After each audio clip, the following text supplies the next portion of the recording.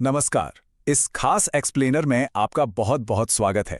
आज हम सिर्फ इतिहास के पन्ने नहीं पलटने वाले हैं, बल्कि एक ऐसी सभ्यता की शानदार 5000 साल पुरानी यात्रा को गहराई से समझने वाले हैं, जिसका इतिहास जितना विशाल है उतना ही कमाल का भी है।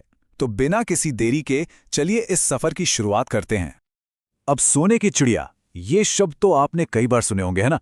लेकिन ये सिर्फ एक नाम या कोई कहानी नहीं थी। ये एक सीधा प्रतीक था, एक ऐसी खूबसूरत और समृद्ध भूमि का जो हमेशा से अपनी सदानीरा नदियों, घने जंगलों और सबसे बढ़कर अपने अथाह ज्ञान के लिए जानी जाती थी। पूरी दुनिया इस जगह को इसी नाम से जानती थी। तो सवाल यह है कि सोने की चिड़िया का असली सफर कैसा रहा? आइए देखते हैं। इस पूरे सफर को अच्छे से समझने के लिए हमने इसे कुछ अहम पड़ावों में बांटा है। हम शुरुआत करेंगे बिल्कुल प्राचीन सभ्यता से, फिर देखेंगे महान साम्राज्यों का दौर, विदेशी शासकों का आना, हमारे वीरों का कड़ा संघर्ष, आज़ादी की लंबी लड़ाई और आखिर में आज के नए भारत की शानदार उड़ान को समझेंगे। तो ये है हमारा आज का पूरा रोड मैप। चलिए सबसे पहले समय के पहिए को 5000 साल पीछे घुमाते हैं, उस दौर में जब इस जमीन पर एक बहुत ही अद्भुत और हैरान कर देने वाले शहरी और आध्यात्मिक जागरण की नींव रखी जा रही थी। अब ये हिस्सा सच में चौंकाने वाला है। जरा सोचिए, मोहनजोदड़ो और हड़प्पा जैसे शहर उस प्राचीन समय में भी कितने उन्नत थे। पक्के घर, बिल्कुल सीधी सड़कें और एकदम साफ सुथरी शानदार जल निकासी प्रणाली। वहां के लोग बहुत ही बेहतरीन तरीके से खेती और व्यापार करते हुए एक खुशहाल जीवन जी रहे थे। अगर आज के नजरिए से भी देखें तो ये अपने आप में किसी इंजीनियरिंग चमत्कार से बिल्कुल कम नहीं लगता। और फिर जैसे जैसे समय आगे बढ़ा, हम पहुंचते हैं वैदिक काल में। घने जंगलों के बीच गुरुकुल बनने लगे, जहां ऋषि मुनियों ने अपना गहरा और अनमोल ज्ञान अगली पीढ़ियों को सौंपना शुरू किया। यही वो दौर था जब ऋग्वेद जैसे महान ग्रंथ लिखे गए। और हाँ, रामायण तथा महाभारत जैसी महाकाव्य कथाएं भी इसी दौरान जन जन तक पहुंची। ये सारी बातें हमें साफ साफ बताती हैं कि उस समय के समाज में धर्म, ज्ञान और प्रकृति के प्रति कितना ज्यादा सम्मान था। इसके बाद आता है विशाल साम्राज्यों का युग। ये वो समय था जब छोटे राज्य मिलकर एक बहुत बड़े साम्राज्य की शक्ल लेने लगे थे। और इसकी शुरुआत की एक बेहद युवा और वीर शासक चंद्रगुप्त मौर्य ने। इसी मौर्य वंश में इतिहास का एक सबसे बड़ा और गहरा बदलाव देखने को मिलता है। सम्राट अशोक को देखिए। एक तरफ वो एक ऐसा अजय और शक्तिशाली राजा था जिसने भयंकर कलिंग युद्ध जीता, लेकिन दूसरी तरफ हजारों लोगों की मृत्यु का मंजर देखकर वो इंसान पूरी तरह से बदल गया। उसने हमेशा के लिए हिंसा को छोड़ दिया और शांति, प्रेम और बौद्ध धर्म का सबसे बड़ा दूत बन गया। किसी भी शासक का ऐसा हृदय परिवर्तन सच में आज भी सोचने पर मजबूर कर देता है। आगे चलकर जब गुप्त साम्राज्य का दौर आया तो उसे इस देश का सच्चा स्वर्ण युग कहा गया। क्यों? क्योंकि इस दौरान विज्ञान का ऐसा तेजी से विस्तार हुआ जो पहले कभी नहीं हुआ था। गणित की दुनिया को शून्य यानी जीरो की महान खोज मिली, जिसने सब कुछ बदल दिया। साथ ही कला और साहित्य भी अपने चरम पर थे। कुल मिलाकर यह जमीन पूरी दुनिया में ज्ञान का सबसे बड़ा केंद्र बन चुकी थी। लेकिन इतिहास कभी एक सा नहीं रहता, है ना? तो अब हम एक नए युग में प्रवेश करते हैं। ये वो दौर था जब दूर देशों से विदेशी शासक भारत आने लगे और उनके आने से एक बहुत ही गहरे सांस्कृतिक मेलजोल की शुरुआत हुई। अगर हम इन सदियों के सफर को एक टाइमलाइन की तरह देखें तो पता चलता है कि संस्कृति कितनी तेजी से बदल रही थी। पहले तुर्क और अफगान शासक आए जिन्होंने दिल्ली सल्तनत बसाई, और फिर 1526 में बाबर के आने से मुगल साम्राज्य की नींव पड़ी। इन सब बदलावों का नतीजा क्या हुआ? इसका नतीजा था नई परंपराओं, नई भाषाओं, पहनावे और एक बिल्कुल ही नए तरीके की वास्तुकला का भारत की जमीन पर घुलना मिलना। अब मुगल काल की बात करें तो इसने कई बड़े बदलाव दिखे।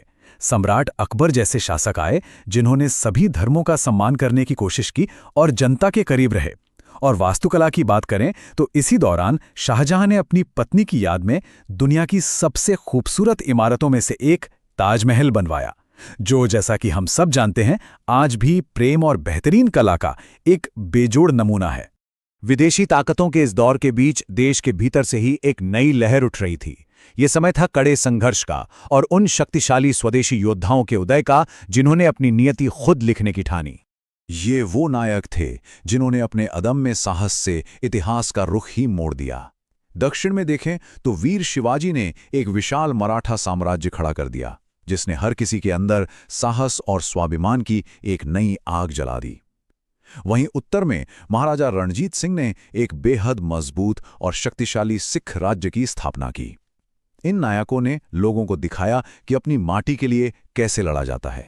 लेकिन तभी तस्वीर में एक बहुत ही अलग तरह की ताकत की एंट्री होती है, ईस्ट इंडिया कंपनी।